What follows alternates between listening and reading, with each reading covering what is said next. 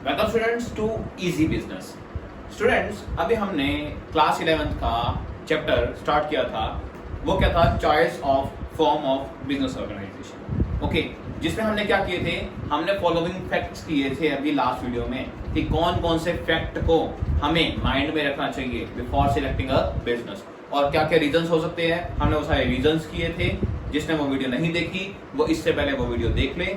Okay, अब students उसी chapter के आज हम दूसरा टॉपिक करने जा रहे हैं, जिसमें क्या है कि कौन कौन से फैक्टर्स हमें कंसीडर करने चाहिए, कौन कौन से बेसिक फैक्टर्स है जो हमें माइंड में रखने चाहिए बिफोर कमेंसिंग अ बिजनेस, किसी भी बिजनेस को स्टार्ट करने से पहले। स्टूडेंट्स, इसमें सबसे पहला क्या आ रहा है? ये सबसे पहला आ रहा है selection of business. Selection of business का मतलब क्या है कि स्टूडेंट्स कैसा बिजनेस सिलेक्ट करें। देखिए स्टूडेंट्स, बेसिकली हमने बिजनेस को 3 पार्ट में बांटा है। कौन कौन सा? ट्रेडिंग, मैन्युफैक्चरिंग और सर्विस बिजनेस। ओके स्टूडेंट्स, इतना ध्यान रखिए, अगर हमने एक बार कोई बिजनेस स्टार्ट कर लिया तो एक बार अगर कर लिया तो उसके बाद बिजनेस को बंद करना या फिर बिजनेस को चेंज करना हमें बहुत ही लॉस में लेके जा सकता है। तो स्टूडेंट्स, पहले बहुत ही डीप थिंकिंग कर लेनी चाहिए, हमें बहुत ही उससे गो थ्रू कर लेना चाहिए। मतलब हमें पहले सब कुछ एनालाइज कर लेना चाहिए कि अगर हम ये बिजनेस खोले तो हमें इससे क्या क्या प्रोज एंड कॉन्स हो सकते हैं, क्या इसके फायदे हैं, क्या नुकसान है, या हमें क्या क्या डिफिकल्टीज फेस करनी पड़ सकती है। एक डीप थिंकिंग के बाद ही कोई बिजनेस को स्टार्ट करना, अदरवाइज आपको बहुत ज्यादा लॉस सफर करना पड़ सकता है। ओके, बहुत ज्यादा लॉस हो सकता है उस केस में। तो पहले तो डीप थिंकिंग चाहिए हमें। आफ्टर डीप थिंकिंग या डीप गो थ्रू, उसके बाद ही हम बिजनेस को स्टार्ट करें ताकि हमें क्या ना हो, लॉस ना हो। ओके, अब फ्रेंड्स बेसिकली हमने बिजनेस को 3 पार्ट में बांटा है। कौन कौन से जी? एक ट्रेडिंग, मैन्युफैक्चरिंग और एक सर्विस बिजनेस। ट्रेडिंग क्या होता है स्टूडेंट्स? जी ट्रेडिंग होता है आगे से गुड्स को खरीदना और आगे गुड्स को सेल कर देना। मतलब इसके अंदर हम प्रोडक्शन नहीं करते। ओके, जस्ट गुड्स परचेज कर रहे हैं एंड उसको सेल कर रहे हैं। ओके, दूसरा क्या होता है? Manufacturing business. मैन्युफैक्चरिंग में हम क्या कर रहे हैं जी? इसमें हम प्रोडक्शन एंड सेलिंग कर रहे हैं कि इसमें हम पहले गुड्स खुद से प्रोड्यूस कर रहे हैं या फिर मैन्युफैक्चर कर रहे हैं, देन क्या कर रहे हैं? सेल कर रहे हैं। सर्विस बिजनेस क्या होता है स्टूडेंट्स? जो सर्विस बिजनेस लाइक, इसके अंदर कोई भी आपको गुड्स नहीं मिलेंगे पेमेंट के बाद। जैसे एक बस की सर्विस है, ट्रेन सर्विस है, ओके, टेलीफोन सर्विस है, तो ये सारी क्या है? पॉस सर्विस है। इसमें आपको क्या है जी? आपको कोई गुड्स नहीं मिलते। ओके, आपकी पेमेंट के बदले आपको कोई गुड्स नहीं मिलते, बल्कि क्या मिलती है? सर्विस। ओके, जैसे आप बस में जा रहे हो, बस में क्या होगा? आप अपना फेयर पे करोगे, जो भी किराया होगा वो पे करोगे, और आपको बदले में कोई गुड्स नहीं मिले, आपको जस्ट क्या है? एक सर्विस दी बस वालों ने एक प्लेस से दूसरे प्लेस पर ले जाने की। ओके, तो ये होते हैं हमारे 3 टाइप की क्या? बिजनेस। तो हमें ये सोच लेना चाहिए पहले ही कि हमें ट्रेडिंग करनी है, मैन्युफैक्चरिंग करनी है या सर्विस करनी है। क्योंकि स्टूडेंट्स मान लीजिए अगर हमने मैन्युफैक्चरिंग बिजनेस खोल लिया, अब अगर एक बार मैन्युफैक्चरिंग बिजनेस ओपन हो गया, उसके बाद हमने मशीनें भी खरीद ली, हमने एक बिल्डिंग भी खरीद ली, प्रोडक्शन के लिए लेबर भी लगा दी, उसके बाद हमें लगा कि हमें फायदा नहीं हो रहा, हमें तो गलत बिजनेस सिलेक्ट कर लिया, तो अगर अब हम बिजनेस को चेंज करेंगे तो हमें बहुत ज्यादा लॉस सहना पड़ेगा। तो बहुत ज्यादा डीप थिंकिंग के बाद ही सबसे पहले क्या करो? बिजनेस को सिलेक्ट करो। ओके, और 3 कौन कौन से रीजन हमें माइंड में रखने चाहिए?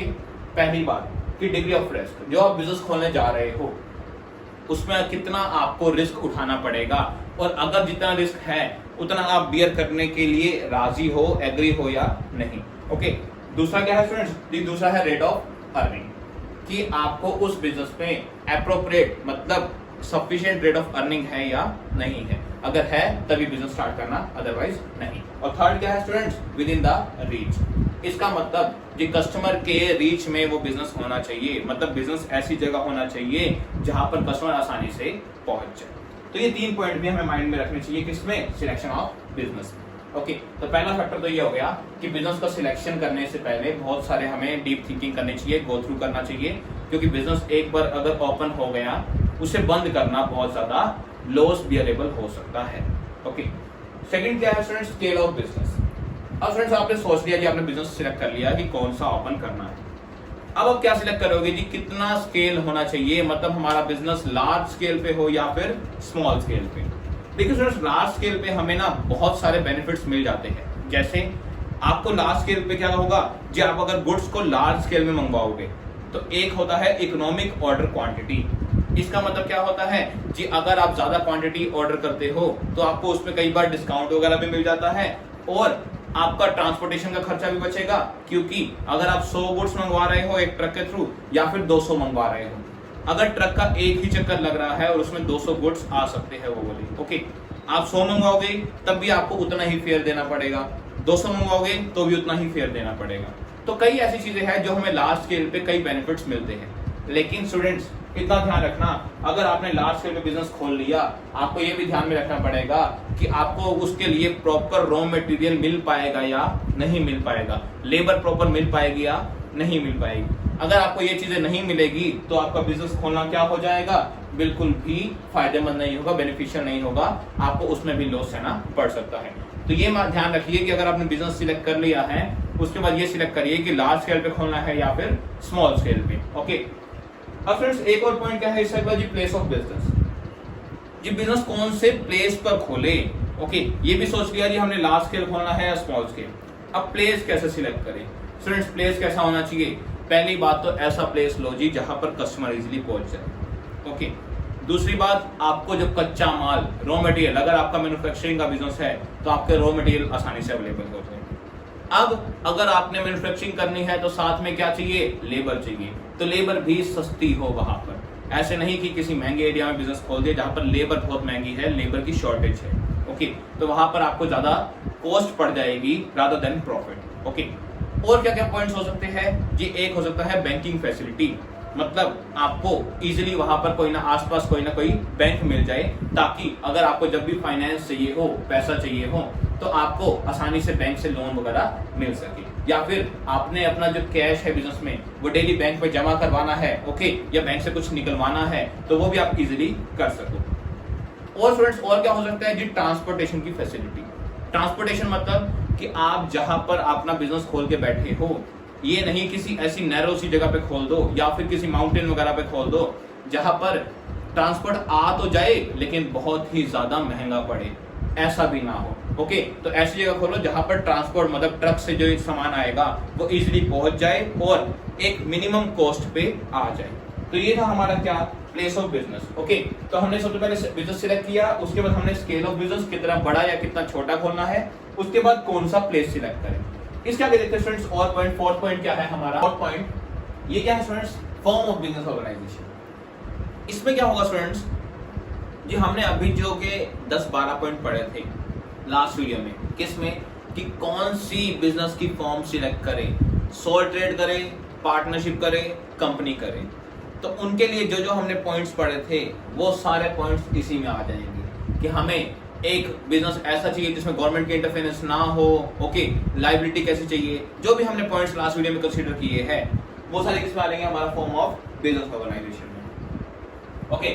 स्टूडेंट्स उससे अगला पॉइंट क्या है जो डिटर्मिनेशन ऑफ ऑर्गेनाइजेशन स्ट्रक्चर। जी हमारी जो ऑर्गेनाइजेशन जो हम बिजनेस खोलने जा रहे हैं उसका स्ट्रक्चर कैसा हो। स्ट्रक्चर मतलब होता है ढांचा। ढांचा का मतलब क्या है जी, कौन हमारा सुपीरियर हो, कौन सबऑर्डिनेट हो, ये सिलेक्ट करना। सुपीरियर मतलब ऊपर, सबऑर्डिनेट मतलब जो उसके सुपीरियर के नीचे काम कर रहे हैं, तो कौन ऊपर रहेगा कौन नीचे रहेगा। इसमें देखिए स्टूडेंट्स कई तरह की ऑर्गेनाइजेशन होती है, जैसे line organisation, line and staff, functional organisation. होती क्या है ये स्टूडेंट्स, देखिए लाइन ऑर्गेनाइजेशन में क्या होता है जी, आपकी टॉप टू बॉटम अथॉरिटी चलती है, मतलब टॉप मिडल लोअर, ऊपर से नीचे की तरफ क्या चलेगी, authority and responsibility, okay. Line and staff में क्या हो जाएगा जी, लाइन एंड स्टाफ में भी होगा तो यही टॉप टू बॉटम, लेकिन इसमें क्या होगा, इसमें स्टाफ भी इंपॉर्टेंट रोल प्ले करता है। स्टाफ भी इंपॉर्टेंट रोल प्ले करता है। जी स्टाफ क्या करता है, स्टाफ एक एडवाइजरी बन जाता है। एडवाइजरी मतलब जी वो लाइन मैनेजर को, जो भी लाइन के मैनेजर है उनके, ओके, वो उनको क्या कर सकता है, कोई एडवाइस वगैरह दे सकता है, ओके। स्टाफ इसमें एडवाइस, ये बात अलग है कि लाइन मैनेजर उसको मानेगा या नहीं मानेगा, उसे एक्सेप्ट करेगा या इग्नोर कर देगा, ओके। लेकिन यहाँ पर ये ध्यान रखिए स्टूडेंट्स की मैनेजर यही है, मतलब मेन जो सुपीरियर है वो यही है, ये उसके सबऑर्डिनेट है एक तरह से। फंक्शनल ऑर्गेनाइजेशन में क्या होता है स्टूडेंट्स जी, फंक्शनल ऑर्गेनाइजेशन में हम डिपार्टमेंट्स डिवाइड कर देते हैं कि हमारा काम कैसा होगा, डिपार्टमेंट्स में, और हर डिपार्टमेंट में कोई ना कोई मैनेजर होगा जो सुपीरियर होगा और बाकी पर्सन उसके अंडर काम करेंगे। तो हमें डिसाइड करना है कि हम जो ऑर्गेनाइजेशन या बिजनेस खोल रहे हैं उसका स्ट्रक्चर हम किस टाइप का रखें इनमें से। ओके, कि हमें क्या लाइन रखना है, लाइन स्टाफ या functional. Okay students, next point पे आते हैं जी, अरेंजमेंट ऑफ पर्सोनल। अब ये मेन पॉइंट है। देखिए हमने क्या क्या कर लिया स्टूडेंट्स, हमने बिजनेस सिलेक्ट कर लिया, एरिया सिलेक्ट कर लिया, कितने लार्ज एरिया में खोलना है, स्केल सिलेक्ट कर लिया। ओके, हमने ये देख लिया कि हमें कौन सा बिजनेस करना है, सोल ट्रेड, पार्टनरशिप या फिर हमारी कंपनी। हमने ये भी देख लिया कि हमारे ऑर्गेनाइजेशन का स्ट्रक्चर कैसा होगा। तो अब हम बिजनेस खोलने के लिए तैयार हैं। ओके, हमने बिजनेस के बारे में सब कुछ सोच लिया। अब आते हैं जी अब पर्सोनल अरेंज करना। पर्सोनल का मतलब है जी पर्सन्स अरेंज करना। पर्सोनल का मतलब क्या है जी, पर्सन।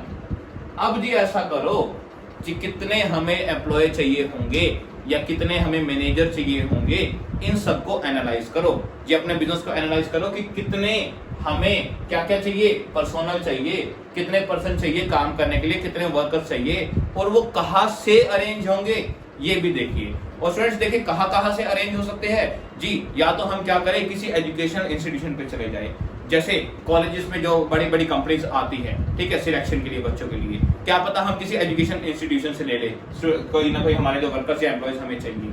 या फिर स्टूडेंट्स क्या हो सकता है, जो एम्प्लॉयमेंट एजेंसीज होती है बहुत सारी, जो कि एम्प्लॉयज प्रोवाइड करती है। जैसे आपकी ये क्या होती है जी, प्रोफेशनल जो हमें एक तरह से एडवाइजरी कंपनीज होती है ना, जहां पर हम अपना रिज्यूम सबमिट करवा आते हैं। ओके, और वो क्या करते हैं, जब भी जॉब हो तो वो हमें बता देते हैं, बदले में कुछ ना कुछ अपना चार्ज करते हैं। ठीक है, तो हो सकता है वो एम्प्लॉयमेंट एजेंसीज हो।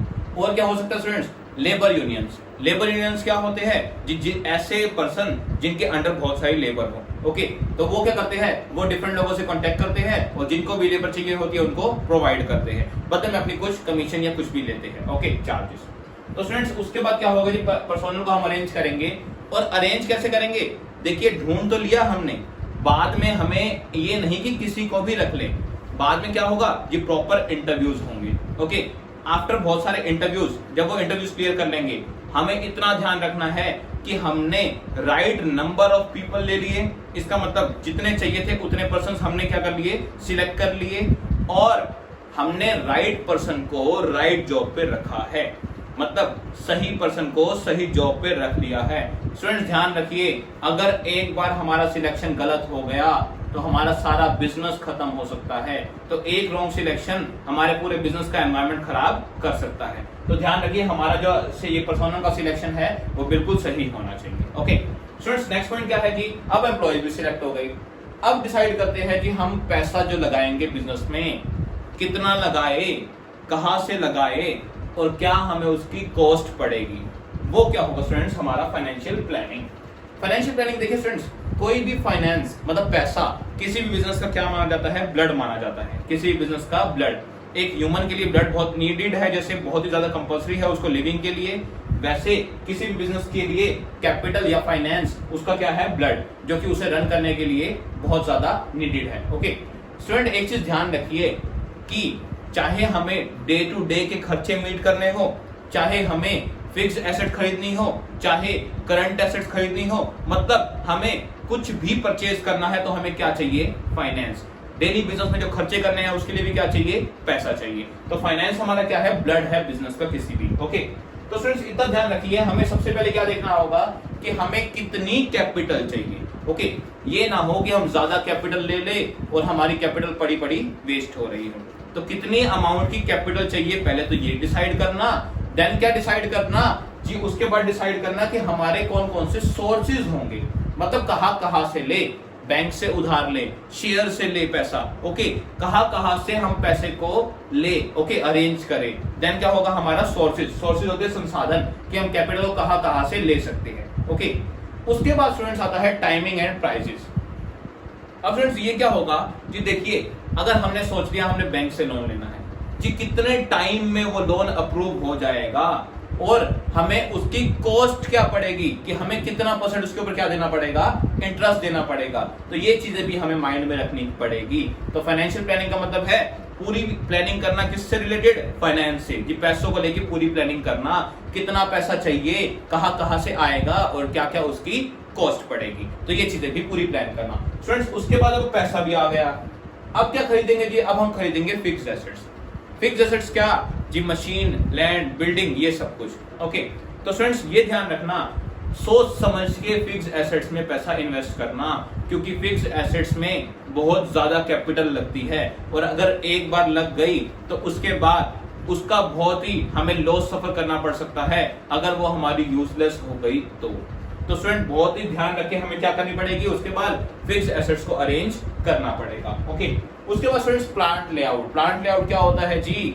अब एसेट्स भी आ गई, अब एसेट्स को प्लांट में लगाना शुरू कर दो, लेकिन स्टूडेंट्स ध्यान रखना जी, एसेट्स को ऐसी जगह लगाओ, मतलब मशीन को ऐसी जगह लगाओ कि वो कम से कम स्पेस ले। दूसरा जी, एम्प्लॉयज को काम करने में कोई भी दिक्कत ना आए। ओके, और वहां पर मशीनरी को भी कोई दिक्कत ना आए। तो ऐसी जगह क्या करना, अपनी फिक्स एसेट्स को अरेंज करना जहां पर वहां पे कोई प्रॉब्लम अकर ना हो। ओके, तो स्टूडेंट्स उसके बाद प्लांट लेआउट हो गया, हमने अब एसेट्स वगैरह भी लगा ली जी, हमारा बिजनेस अब पूरा खोलने को तैयार हो गया। लास्ट में पॉइंट क्या है स्टूडेंट्स? जी, बिजनेस लॉन्च कर दो जी। सब कुछ अरेंज हो गया है, पैसा अरेंज हो गया, ह्यूमन बीइंग अरेंज हो गए, मतलब पर्सनल अरेंज हो गए, ओके, वर्कर्स या एम्प्लॉयज अरेंज हो गए, फिक्स एसेट्स अरेंज हो गई। ओके स्टूडेंट्स, सब कुछ बिजनेस हमने सोच लिया, कहाँ खोलना है, कैसे खोलना है, ओके, कौन सा खोलना है, सब कुछ सिलेक्ट हो गया। तो लास्ट में क्या करेंगे कि लास्ट में आएगा लॉन्चिंग ऑफ बिजनेस। अब बिजनेस में हमने सब कुछ सोच लिया है, अब बिजनेस को स्टार्ट कर दो, सब कुछ अरेंज हो चुका है। तो स्टूडेंट ये था हमारा chapter choice of form of business organisation, और कौन कौन से फैक्टर्स हमें अपने माइंड में रखने चाहिए किसी भी बिजनेस को स्टार्ट करने से पहले। तो ये था हमारा स्टूडेंट्स पूरा टॉपिक। तो स्टूडेंट्स मिलते हैं हम नेक्स्ट वीडियो में नेक्स्ट चैप्टर के साथ। आज के लिए इतना ही। टिल देन स्टूडेंट्स, वीडियो को लाइक करना एंड चैनल को सब्सक्राइब करना मत भूलना। मिलते हैं नेक्स्ट वीडियो में।